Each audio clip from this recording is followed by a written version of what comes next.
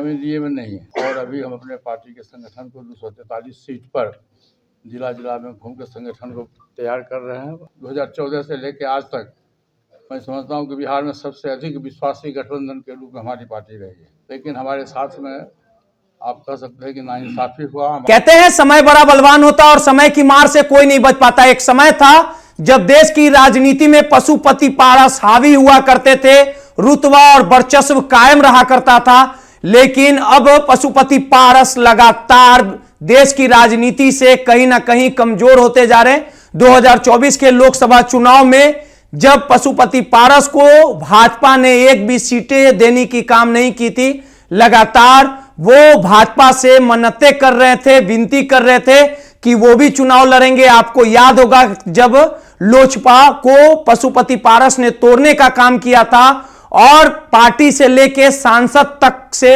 पशुपति पारस ने चिराग पासवान को बेदखल कर दिया था, जिसके बाद चिराग पासवान अकेले पड़ गए थे। लेकिन चिराग पासवान ने अपने मेहनत के बदौलत वो सब कुछ प्राप्त किया। कुछ ही सालों में जो भी चिराग पासवान ने खोया था वो प्राप्त करने का काम किया। अब हालात जो हैं जस के तस हैं। चिराग पासवान देश की राजनीति में अब हावी हो चुके हैं और कहीं ना कहीं नरेंद्र मोदी के चिराग पासवान लोकप्रिय भी बन चुके हैं। ये वही पशुपति पारस हैं जब कई सालों पूर्व भाजपा ने कहीं ना कहीं पशुपति पारस को भाव देने का काम किया था, उन्हें केंद्रीय मंत्री बनाने का काम किया था और यह कहा जा रहा था कि पशुपति पारस भाजपा की पहली पसंद बन चुके हैं। लेकिन जिस प्रकार से चिराग पासवान ने खोई हुई तमाम विरासत को प्राप्त करने का काम किया, अब हालात देखिए कि 2024 में पशुपति पारस को एक भी सीट भाजपा ने नहीं देने का काम किया।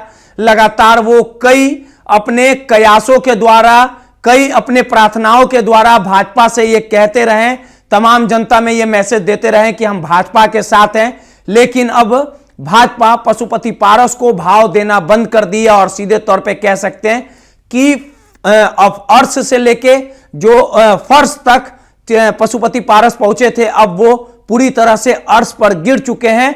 2025 के बिहार विधानसभा चुनाव को लेके लगातार पशुपति पारस, उनके नेता ये कहते रहे हो कि हम भाजपा के ही अंग है, भाजपा के ही पार्ट है, लेकिन अब वो समझ चुके हैं कि भाजपा कहीं ना कहीं चिराग पासवान, नीतीश कुमार, जीतन राम मांझी के बदौलत कहीं ना कहीं 2025 की चुनावी नैया को पार कराने में लगेंगे।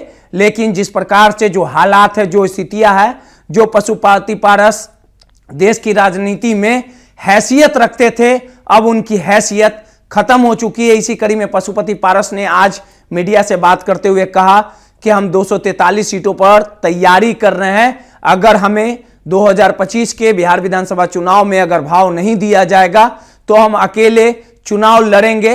ये तमाम जो भभकी कई बार पशुपति पारस कहीं ना कहीं भाजपा को, एनडीए को बता चुके हैं, लेकिन भाजपा या नीतीश कुमार उनसे उनका पार्टी कार्यालय तक छीन लिया। लेकिन पशुपति पारस चिल्लाते रहे, इस्तीफा देते रहे, लेकिन उनकी एक ना सुनी। इस पूरे घटनाक्रम के बाद पशुपति पारस ने भले ही तेवर दिखाया हो, लेकिन इस तेवर का असर मानो 2025 में कहीं ना कहीं देखने को नहीं मिलेगा। सुनिए क्या कुछ कह रहे हैं पशुपति पारस। एनडीए में है कि नहीं?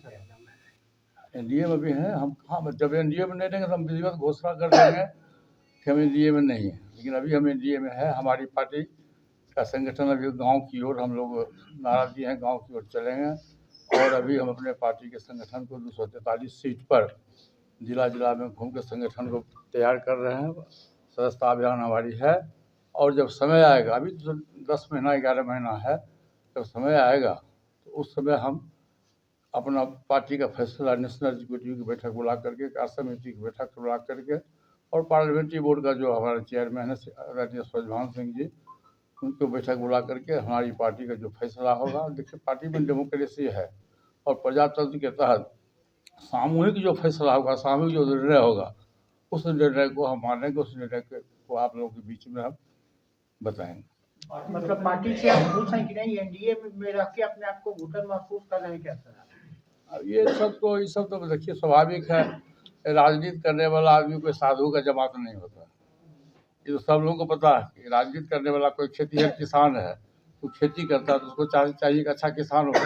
अभी वकालत में वकील लोग हमारे साथ में, तो उनका भी पेशा वकालत करना। कोई डॉक्टर है तो डॉक्टरी का पेशा करता है, कोई इंजीनियर है तो इंजीनियरिंग पेशा करता है। सब में कहीं न कहीं व्यक्तिगत इंटरेस्ट है। तो राजनीति करने वाला कोई साधु का जमात नहीं है। निश्चित रूप से हमारी पार्टी का संगठन है। हम चाहेंगे कि हमारा अधिक से अधिक वर्कर्स विधायक बने, सांसद बने। तो उसमें हमारे साथ में, हमारी पार्टी के साथ में नाइंसाफ़ी हुआ। इसमें कतई दो राय नहीं है कि एनडीए गठबंधन के तहत देखिए हमारी गलती नहीं थी। हमने बहुत 2014 से लेकर आज तक मैं समझता हूँ कि बिहार में सबसे अधिक विश्वासी गठबंधन के रूप में हमारी पार्टी रही है। लेकिन हमारे साथ में आप कह सकते हैं कि नाइंसाफ़ी हुआ, हमारे दल के साथ में नाइंसाफ़ी हुआ। फिर भी हम राष्ट्र हित में, देश के हित में, जब लोकसभा का चुनाव हुआ तो हमारी पार्टी का फैसला था कि हम राष्ट्र हित में और देश हित में आदरणीय नरेंद्र मोदी जी के नेतृत्व में तीसरी बार सरकार बने। और हम लोगों ने पूरी ईमानदारी से एनडीए गठबंधन उम्मीदवार को जिताने का काम। 25 में नीतीश जी को मुख्यमंत्री बनाइएगा कि नहीं? देखिए 25 आने दीजिए ना, 25 आने में अभी साल भर समय है। उस समय कौन सी राजनीति होगी, क्या होगा नहीं होगा, ये अभी हम नहीं कर सकते। आने में मात्र 1 महीने का समय। चुनाव में चुनाव 25 नहीं भाई साहब, इसका मतलब चुनाव होता है। अक्टूबर और नवंबर। आप अपनी पार्टी के या बिहार में जो तैयारी कर रहे हैं, क्या एनडीए के साथ लड़ेंगे या? मैंने आपसे कहा कि हमारी तैयारी 243 सीट पर है। उस समय जिस गठबंधन के तहत हमारी पार्टी के साथ में उचित न्याय मिलेगा, हम वहाँ जाएंगे। नहीं तो 243 सीट पर अपना चुनाव। लालू यादव के साथ भी जा सकते हैं? नहीं, अभी तो हम एनडीए में हैं और भविष्य में क्या होगा, भविष्य की चिंता छोड़ दीजिए। देखिए व्यक्ति बलवान नहीं होता, समय बलवान होता है। समय का इंतजार करिए, जब समय आएगा तो स्वतः आप लोगों को जानकारी मिलेगी। भतीजे की कब शादी करवा रहे हैं? ये तो भतीजा से पूछिए। भतीजा कहता है कि हम मेरी पार्टी सोचता है वो मेरे लिए है, ऐसा कहते हैं ये मेरा है। देखिए बिहार की जनता जानती है। आप क्या कहते हैं बिहार की मैं तो शुरू से कह रहा हूँ कि पासवान जी का उत्तराधिकारी मैं हूँ।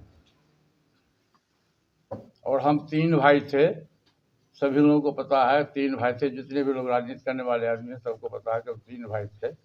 और हमारे तीनों भाई में जो प्यार मोहब्बत था, मैं समझता हूँ कि राम लक्ष्मण और भरत की जोड़ी थी। और ये आप लोग समझिए कि क्या कारण है कि तीनों भाई में से 2 भाई स्वर्गवास होने के बाद हमारी पार्टी भी टूट गई, हमारा दल भी टूट गया, दिल भी टूट गया। आप बताइए इस संबंध में। मैं तो बता चुका हूँ, सैकड़ों बार बता चुका हूँ। एक बार और बताइए। अब क्या कहें आपको। चिराग पासवान ने अपनी पार्टी बनाया है। अपनी पार्टी बनाने के बाद वो अपने अलग चल रहे हैं, मैं अलग चल रहा हूँ। हमारी पार्टी अलग है, वो अपना अलग। इससे बेसी मैं नहीं बताऊँ। भविष्य में उनके साथ मिल सकते हैं कि नहीं, नेवर। कभी नहीं।